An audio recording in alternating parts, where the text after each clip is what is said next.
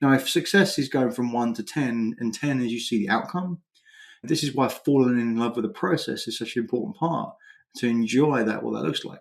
The goal is not to be able to skip from 1 to 10 just to get the result.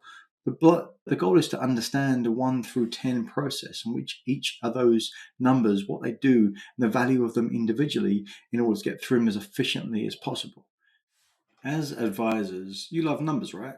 You do the precision and you get it just right for your clients. You spend time going over the plan, you know exactly how it's laid out, what they want. There's ever any part of you thinking, man, I'm not quite doing that for myself in my own business the way I do it for my clients? It's pretty common. It's okay. And oftentimes you might be thinking as well that, right, well, I know that stuff. I should be really precise in terms of how I'm tracking my production numbers, how I'm tracking my AUM income numbers. And I know that. And sometimes the danger of knowing something is that you tend to know it and therefore don't get the push psychologically to actually get the pain to go ahead and make sure that you're actually doing it. So let's break down and make it clear. And even if you've got a version of this already, that's okay. It's worth looking at and go, okay, is it right? Like anything, we want to continually make better. I mean, we want to focus on continuous improvement. And even if things are great, even if things are exactly where you want them to be, if you don't continue to push forward and try and make them better, they're not going to stay the same.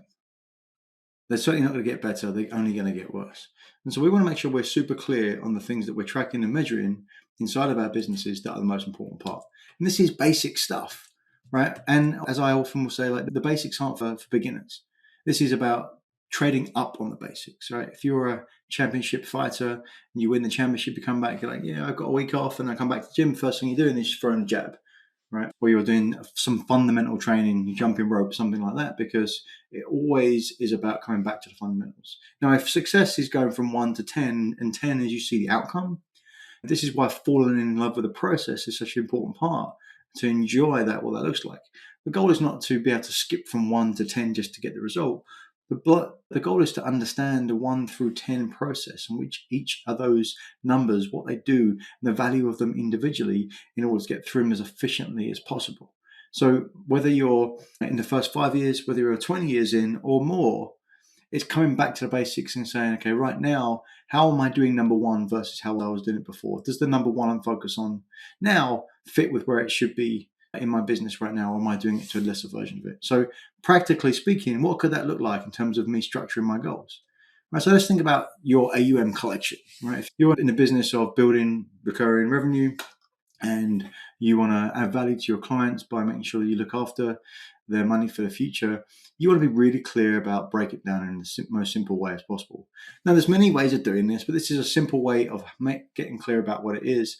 The point is, what are you doing? Are you clear about what you're doing? And do you know if it's working or not? Are you tracking and measuring it? Of course, we're always going back to the format here of clarity, strategy, and accountability.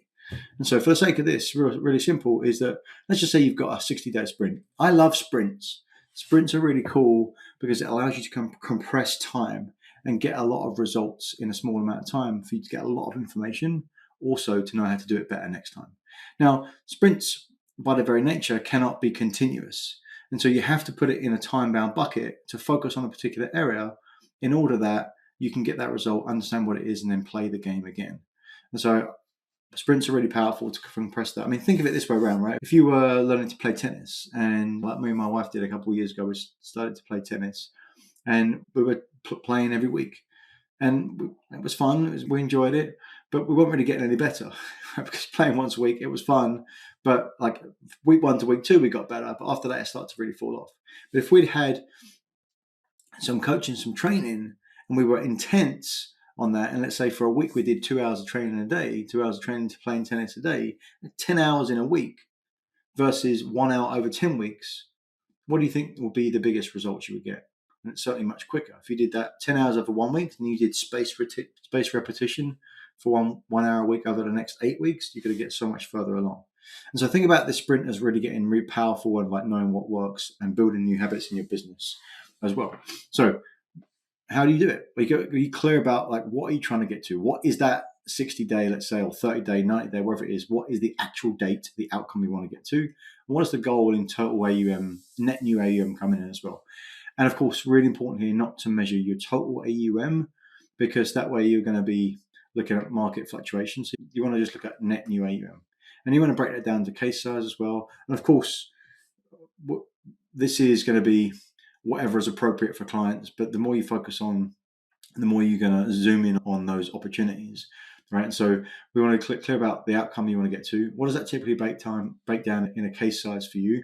What's your close rate? And maybe even what's your show rate? Who doesn't show up for your meetings? And then from that, you're going to understand, okay, what is my meeting rate total? And then across that weeks, whatever that actually needs to be, if we're saying 60 days.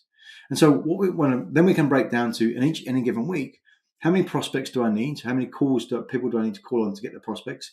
How many meetings do I actually need each week in order to fulfill that as well? And then actually how many meetings are held, and that leads to closed meetings, which leads to net new AUM coming in as well. So in each and every given week, what you want to get to is to take all this work and do it up front, so you're not having to redo it every time. This is something I see all the time for advisors, because most of you people are smart. And because you're smart, you're able to go through and do this work on a consistent basis and just redo it every time, essentially. Do not do that. Don't use your capacity for smarts to do through the work that you could do in one and come back to. Use that to provide value to your clients, for goodness sake. Okay, so example could be, how many first meetings do I need to get booked in a week? Right, if I know that if I need to hold 10 meetings a week, let's say, maybe I need to book 12 because 2 may not show up, right? Got to give yourself some wiggle room there. Or my conversion rate from that might be 5, and whatever my average case size is. And then follow up same day. I need to make sure always that I am following up. What system do I need to have in play as well to do that? So each given day, every given week, you need to know how many reach outs I need to do, how many meetings do I need to book, and that's naturally going to lead to those closed meetings and that new AUM coming in. Key point here is thinking about who is doing this in my team. Now, likely you're watching this, list to this, you've probably got a couple of people that are helping you in your team at least, but maybe you haven't as well. But you want to think about, okay, if it's not me, I'm not going to have the willpower to follow this through every day. So I need someone in my team to hold on to this, to bring it to me, rather than me having to go and get it. If you haven't got that someone in team, you want to use maybe someone you work with, maybe a joint work partner, maybe your coach, maybe someone outside of that, so you have the accountability to follow through, create the system that works for you on a consistent basis. Right? And you want to start to create that daily rhythm. We've talked about rhythm before, lots and lots. So you know every given day, I've got my time in the calendar to do my reach outs, or to make sure my team is doing these reach outs, to get the calls booked, because consistency in the calls booked is going to leave me consistent opportunities to add value to clients and prospects. That's going to absolutely allow me to win my AUM sprint goal in the next 90 days or 60 days.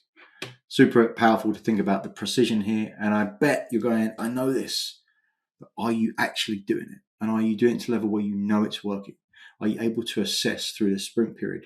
Do you reset every quarter? Maybe so. But also, how could it be even better? How could you transfer it away from you? Are you concerned that it's always having to go out there and go grab it? How might you transfer it to someone in your team? Not the task, but the ownership of that, such that you can be free to add value to your most important clients, go out there to your centers of influence and drive value, drive production, drive impact to your clients, drive impact to your family, and create a better life for everyone.